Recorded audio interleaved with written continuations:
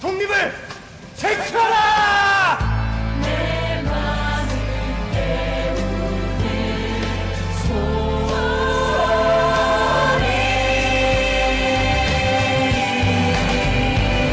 너의 맘속에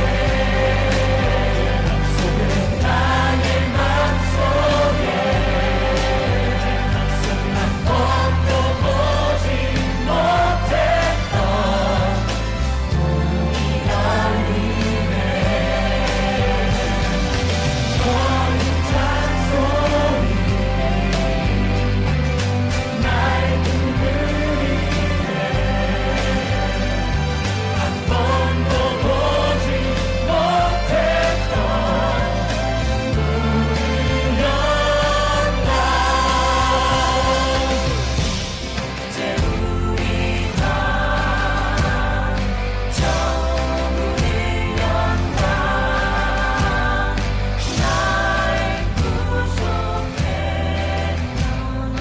모든 것 지워버리고 날 찾아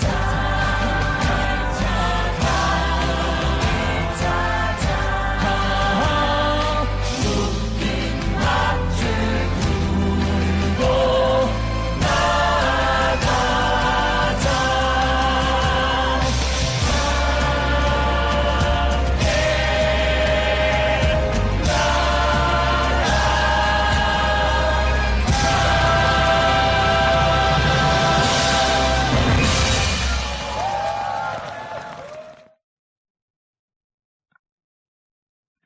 묶인 밧줄을 풀고 나가자. 함께 나가자. 광복 76주년을 맞이하면서 우리 자신의 모습을 다시 한번 되돌아보기를 원합니다. 아직도 우리의 삶의 모습 속에 해방되지 못하고 있는 부분은 없는지, 우리의 몸과 마음을 옥죄고 있는 것은 있지 않은지, 황폐해져 있어서 다시 세워야 될 우리의 삶의 모습이 있는지 다시 한번 되돌아보는 시간이 되기를 원합니다. 2차 세계대전 당시의 일인데요. 어느 일본군에 관한 이야기입니다. 괌에 주둔하던 일본군이 전세가 불리해지자 괌에서 철수하기 시작했습니다. 이 과정에서 요코이라고 불리는 일본군 병사가 적군이 밀려 들어오는 것을 두려워해서 밀림 깊숙이 있는 동굴로 피신을 하게 됩니다. 그리고 그곳에서 생명을 부지한 그는 그 후로 27년 동안 전쟁이 끝난지도 모른 채 밀림 속 동굴 속에서 살게 됩니다. 가끔씩 멀리 들려오는 비행기 소리가 미군의 비행기 소리로 생각을 했습니다. 그리고 미군 부대에서 차격 연습을 할 때면 전쟁이 아직 끝나지 않은 것으로 그는 믿었습니다. 낮에는 동굴 속에 꼭꼭 숨어 있다가 밤에는 먹을 것을 찾기 위해서 돌아다녔습니다. 그가 세상에 알려지기까지 27년 동안 전쟁이 끝났다는 기쁜 소식을 알지 못한 채 그는 허송세월을 보내고 맙니다. 여러분, 이처럼 구원의 소식을 듣지 못하면 앞으로 한 걸음도 나가지 못한 채 과거에 묶여서 살게 됩니다. 오늘 이사야서 61장에 보면 구원의 기쁜 소식을 전파하고 있습니다. 56장부터 66장까지의 절정이 오늘 66장이라고 할 수가 있겠습니다. 오늘 61장 1절부터 3절에서는 기름 부음 받은 자에 대해서 말씀해 주고 있습니다. 구원의 좋은 소식을 알려주는 메시아에 대해서 말하고 있는 것이죠. 4절부터 7절에서는 예루살렘의 회복에 대해서 말씀해 줍니다. 포로에서 돌아온 백성들이 언약의 백성의 지위를 회복하고 황폐한 성읍을 재건합니다. 하나님께서 이스라엘을 제사장 나라로 회복하십니다. 하나님의 봉사자로서 온 세상을 하나님께 인도하게 되는 것이죠. 오늘 본문에 나타난 예수님의 모습은 과연 어떤 것일까요? 먼저 메시아로서의 예수님의 모습이 나타나 있습니다. 우리 이사야 61장 1절 상반절을 같이 한번 읽겠습니다. 주 여호와의 영이 내게 내리셨으니 이는 여호와께서 내게 기름을 부으사. 메시아에게 여호와의 영이 임하십니다. 하나님의 초자연적인 능력이 부어지는 것이죠. 또 메시아에게 기름을 부으십니다. 이 기름을 붓는다는 것은 위임을 한다, 성별한다, 위탁을 한다는 뜻을 갖고 있습니다. 그러니까 하나님께서 어떤 사람에게 사명을 맡기실 때, 임무를 맡기실 때 그에게 기름을 부으시는 것이죠. 누가복음 4장 18절은 이렇게 말씀합니다. 주의 성령이 내게 임하셨으니 이는 가난한 자에게 복음을 전하게 하시려고 내게 기름을 부으시고 나를 보내사 포로된 자에게 자유를, 눈먼 자에게 다시 보게 함을 전파하며 눌린 자를 자유롭게 하고. 예수님께서는 공생애를 시작하시면서 나사렛 회당에서 이 이사야서의 말씀을 읽으십니다. 오늘 우리가 읽은 이 본문의 말씀을 그대로 누가복음에서 기록하고 있는 것이죠. 예수님은 공생애를 시작하시면서 자신의 사명이 무엇인지를 분명하게 밝히고 계십니다. 여러분, 예수님의 사명은 무엇입니까? 예수는 이 땅에 왜 오셨습니까? 복음을 전하기 위해서입니다. 구원의 기쁜 소식을 전하기 위해서입니다. 갇힌 자들이 자유케 되고 보지 못하는 자들이 보게 될 것이라는 이 구원의 소식을 전하기 위해서 이 땅에 오신 것입니다. 이처럼 예수님은 기름 부음 받은 메시아이셨습니다. 오늘 본문에 나타난 예수님의 두 번째 모습은 어떤 것일까요? 예수님은 해방자로서 우리에게 오십니다. 이사야 61장 2절 우리 같이 한번 읽어볼까요? 여호와의 은혜의 해와 우리 하나님의 보복의 날을 선포하여 모든 슬픈 자를 위로하되. 메시아이신 예수님은 은혜의 해를 선포하고 계십니다. 여기 은혜의 해라는 것은 희년을 말하고 있습니다. 이 구약에서 희년이 나오게 되는데요. 이 희년은 레위기 25장에서 다루고 있습니다. 우리 레위기 25장 10절 11절 말씀을 천천히 한번 읽어보겠습니다. 너희는 50년째 되는 해를 거룩하게 하여 그 땅에 있는 모든 주민을 위하여 자유를 공포하라.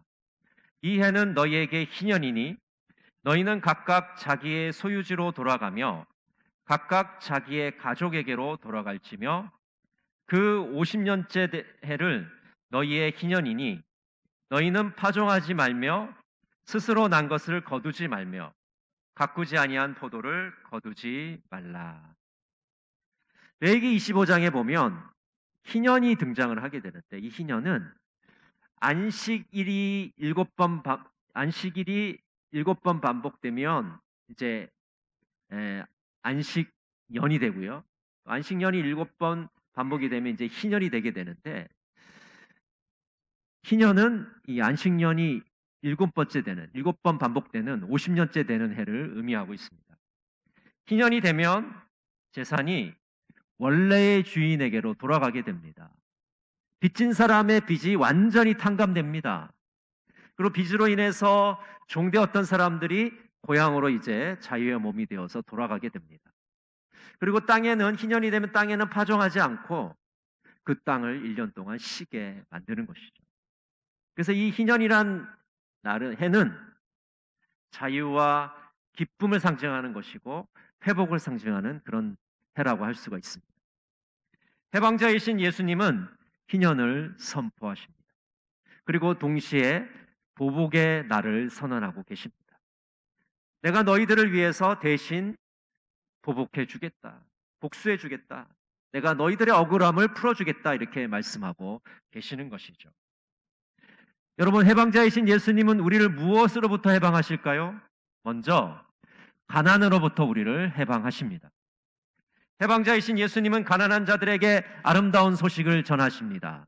여기서 가난한 자들은 사회적인 약자들입니다. 이들은 주님께서 해방시켜 주시지 않으면 온전한 삶을 살 수가 없습니다. 우리 이사야 52장 7절 같이 한번 읽어볼까요?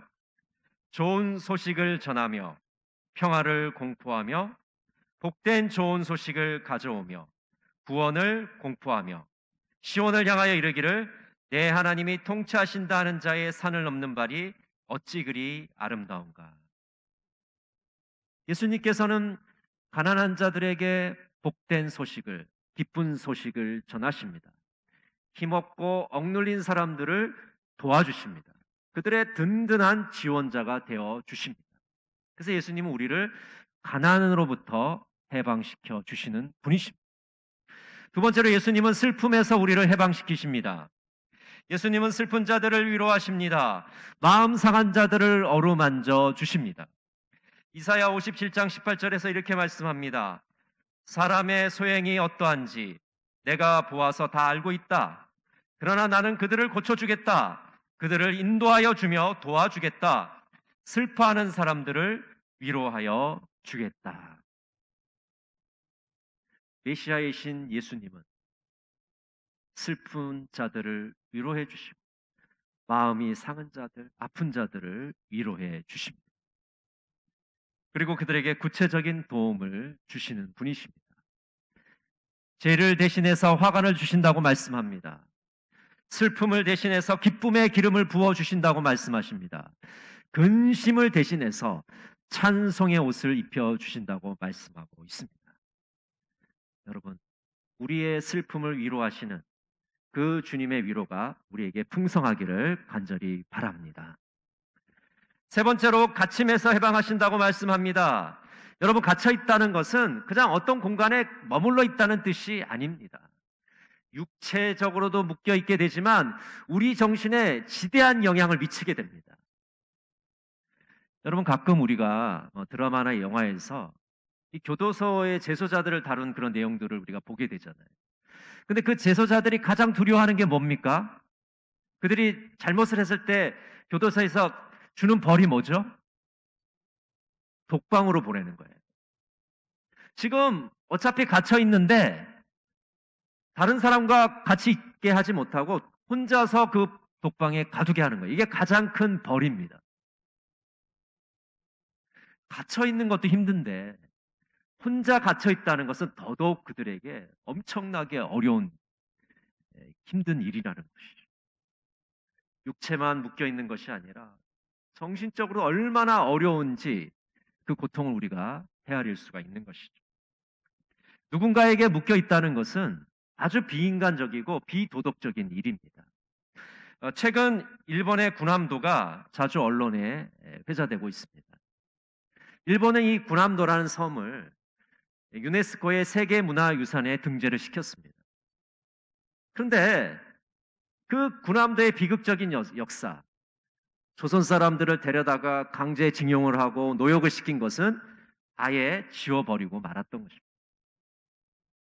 여러분, 사람을 노예로 부리고 그 사람의 육체와 정신을 갉아먹는 이 행동은 정말 비인간적인 행동이기 때문에 뉘우쳐야 되고 사죄를 해야 될 행동인 것입니다. 이렇게 갇혀있는 자들, 묶여있는 자들, 포로된 자들을 주님께서는 해방시키러 오셨습니다. 네 번째로 예수님은 죄와 사망에서 우리를 해방하십니다. 예수님은 죄와 사망을 깨트리시는 분이십니다. 로마서 8장 1절과 2절을 우리 같이 한번 읽어보겠습니다. 그러므로 이제 그리스도 예수 안에 있는 자에게는 결코 정죄함이 없나니 이는 그리스도 예수 안에 있는 생명의 성령의 법이 죄와 사망의 법에서 너를 해방하였음이니라. 아멘. 죄와 사망의 법에서 너를 해방하였음이니라. 여러분, 주님께서 우리를 죄에서 해방하시고 사망에서 해방하셨음을 믿으십니까? 이런 구원의 역사가 우리 안에서 일어나기를 간절히 소원합니다. 디모데후서 1장 10절은 이렇게 말씀합니다. 이제는 우리 구주 그리스도 예수의 나타나심으로 말미암아 나타났으니 그는 사망을 패하시고 복음으로써 생명과 썩지 아니할 것을 드러내신지라. 예수님이 이 땅에 오신 이유는 사망을 패하기 위해서입니다. 예수님께서 사망을 패하셨기 때문에 우리는 이제 세상 마지막 날에 다시 부활하게 되고 영생을 맛보게 된 것입니다. 예수님은 친히 죄를 담당하심으로 우리를 해방하십니다. 이사야 53장 5절과 6절 말씀을 우리 같이 한번 읽어보겠습니다.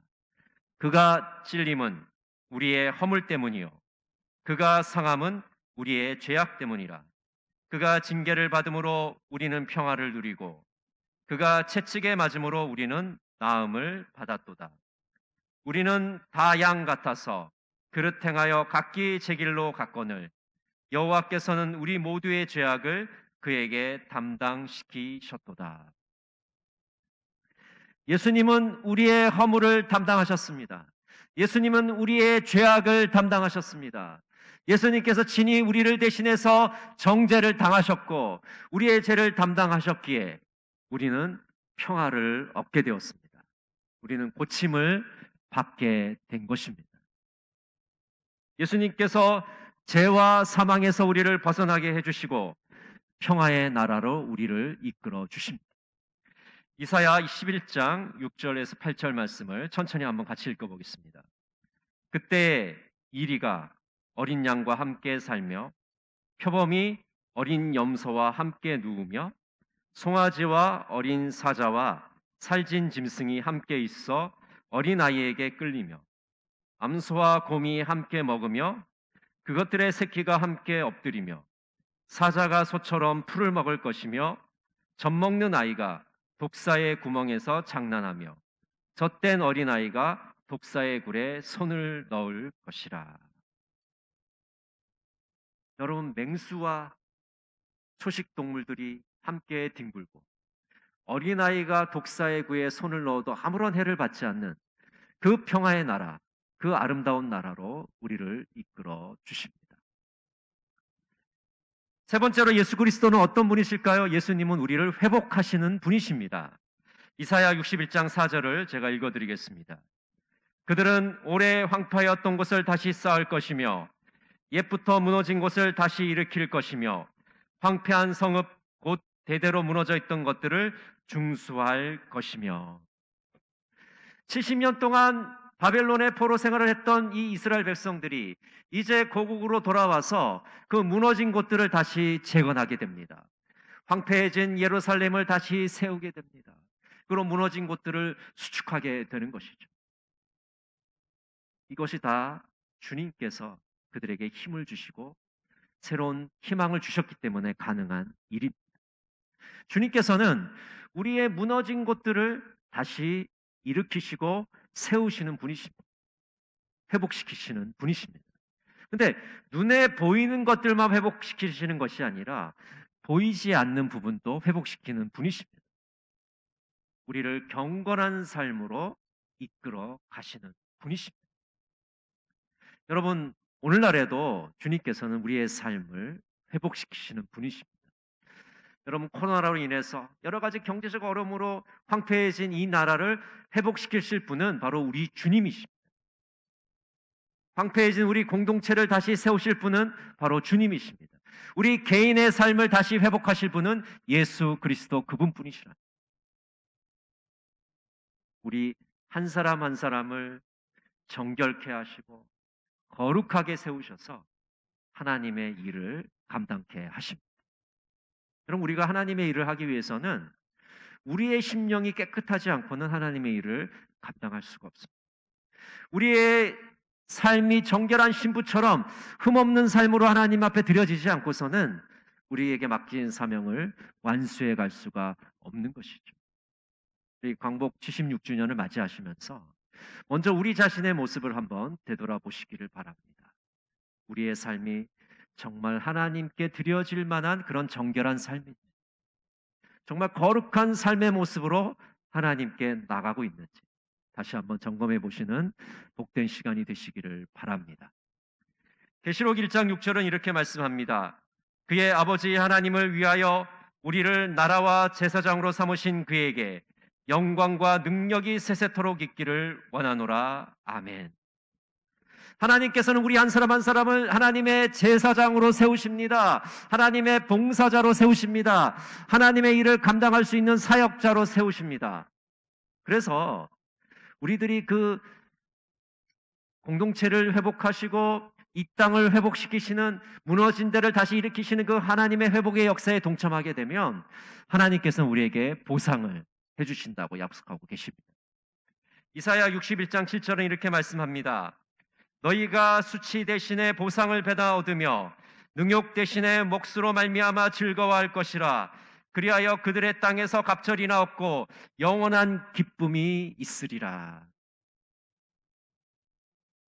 우리의 삶을 다시 한번 정결한 삶으로 하나님 앞에 드려지고 하나님의 맡겨진 일들을 잘 감당할 때, 그 회복의 역사에 동참할 때 하나님께서 우리에게 아름다운 것으로 갚아주시기를 간절히 바랍니다.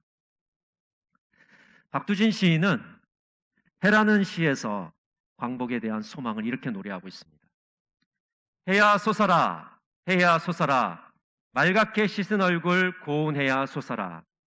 산 넘어서 어둠을 살라먹고 산 넘어서 밤새도록 어둠을 살라먹고 이글이글 애띤 얼굴 고운해야 솟아라. 달밤이 싫어, 달밤이 싫어, 눈물 같은 골짜기에 달밤이 싫어, 아무도 없는 뜰에 달밤이 나는 싫어. 해야 고운해야 네가 오면, 네가 사오면 나는 청산이 좋아라. 헐헐헐 기슬치는 청산이 좋아라. 청산이 있으면 홀로라도 좋아라. 사슴을 따라 사슴을 따라 양지로 양지로 사슴을 따라 사슴을 만나면 사슴과 놀고 칙범을 따라 칙범을 따라 칙범을 만나면 칙범과 놀고 해야 고운해야 해야 솟아라. 꿈이 아니래도 너를 만나면 꽃도 새도 짐승도 한자리에 앉아 워이 워이 모두 불러 한자리에 앉아 애띠고 고운 날을 누려보리라. 박두진 시인은 암울하고 어두운 그 일제 식민지의 시간에 애띠고 고운 날을 누려보는 그 광복의 날을 소원하는 이런 시를 지었습니다. 광복 76주년을 맞이하면서 우리의 마음과 우리의 삶에도 이런 애띠고 고운 날이 다시 찾아오기를 간절히 바랍니다. 다시 우리의 삶에도 해가 솟아오르기를 간절히 바랍니다. 여러분, 아직도 여러분을 옥죄고 있는 것들이 있습니까? 아직도 해방되지 못한 부분들이 있으십니까? 아직도 황폐해진 부분, 다시 세워야 될 부분들이 있으십니까? 76년 전에 일제의 소나기에서 우리를 해방시켜 주신 그 주님께서 우리를 해방시켜 주실 줄로 믿습니다. 여러분의 몸과 마음이 해방되시는 역사가 나타나시기를 간절히 소원합니다. 기도하겠습니다. 사랑의 하나님, 광복 76주년을 맞이하면서 우리가 무엇에 묶여 있는지 돌아보게 하시니 감사합니다. 가난과 슬픔에서 해방되기를 원합니다. 갇힘과 죄와 사망에서 해방되기를 원합니다. 해방자이신 예수님, 우리를 묶고 있는 모든 것에서 자유하게 하여 주시옵소서. 예수님의 이름으로 기도드립니다. 아멘.